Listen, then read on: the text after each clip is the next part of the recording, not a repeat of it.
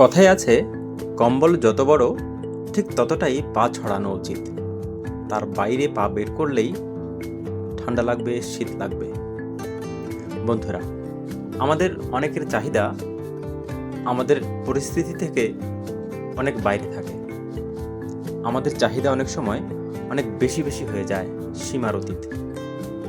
আমাদের এই চাহিদাকে ঠিক কতটুকু রাখা প্রয়োজন, ঠিক কতটা সীমায় নিজেকে সীমাবদ্ধ রাখা প্রয়োজন, সেটা আমাদের জানতে হবে।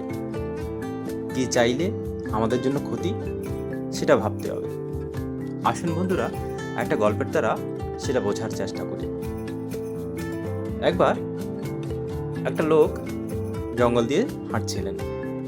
হাঁটতে হাঁটতে একটা জায়গায় দেখলেন একটা পরী গাছের সঙ্গে আটকে আছে। তার চুল, তার কাপড় আটকে আছে সেই গাছের কাঁটার সঙ্গে। সেই পরী মেয়েটি খুব চেষ্টা করছে নিজেকে ছাড়িয়ে নেওয়ার জন্য, কিন্তু পারছে না। সাহায্যের জন্যে এদিক ওদিক তাকাচ্ছে, কেউ নেই সেই জঙ্গলের মধ্যে। লোকটা যখন জঙ্গল দিয়ে হেঁটে যাচ্ছিল, তখন এই দৃশ্যটা দেখে পরীর কাছে যাচ্ছিল। যেতে যেতে মনে মনে ভাবলো, পরী তো আটকে আছে, আমি যদি একটা সওদা করি, একটা বিনিময় ব্যবসা করি, তাহলে কেমন হয়? আমি কিছু একটা চাই পরীর কাছ থেকে, এমন একটা জিনিস যেটা চাইলে আমার জীবনের অনেক কিছু বদলে যাবে, আমার ভাগ্য বদলে যাবে। সেটা ভেবে সেই লোভে পরীর কাছে গেল।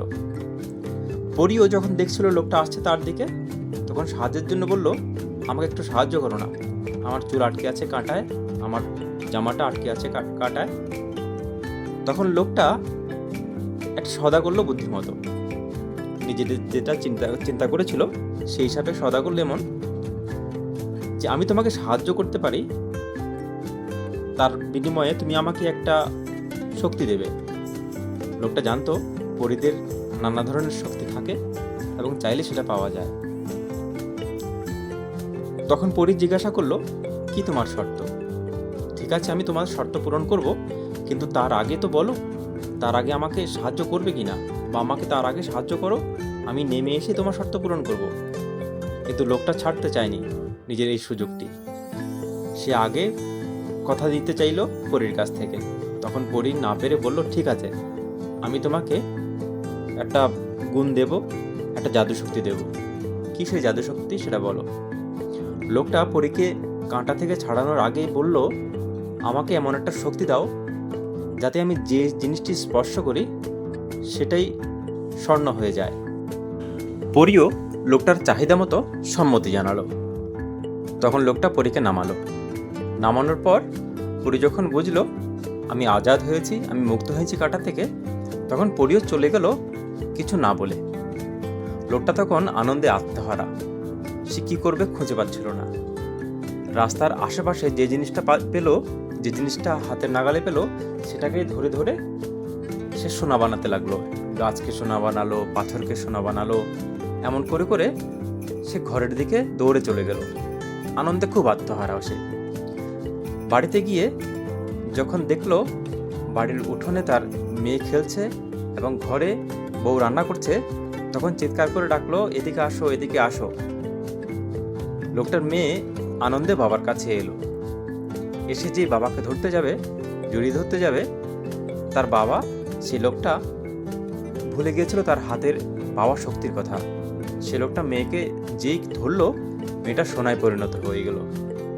সেই লোকটা পরীকে জিজ্ঞাসা করতে ভুলে গিয়েছিল যে আমি কোনো জিনিসকে যদি সোনায় রূপান্তরিত করে ফেলি, সেই জিনিসকে আবার যদি সোনা থেকে আগের রূপে আনতে চাই, তাহলে কি করতে হবে, সেটা সে ভুলে গিয়েছিল পরীকে জিজ্ঞাসা করতে।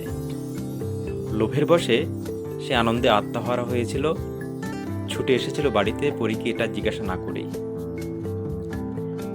তার নিজের মেয়ে যখন সোনায় রূপান্তরিত হলো, তারপর সেই লোকটা সারা জীবন কাটিয়ে দিল সেই পরীকে খোঁজার জন্য, আর কখনো পেল না। বন্ধুরা, ঠিক সেরকম আমাদের জীবনেও অনেক সময় অনেক কিছু, অনেক সুযোগ আসে।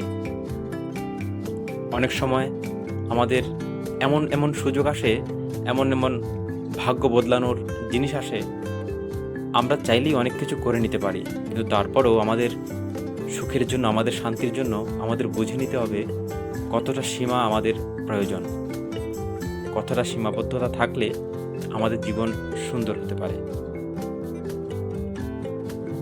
ধন্যবাদ বন্ধুরা, ভালো থাকুন, সুস্থ থাকুন, সুন্দর থাকুন।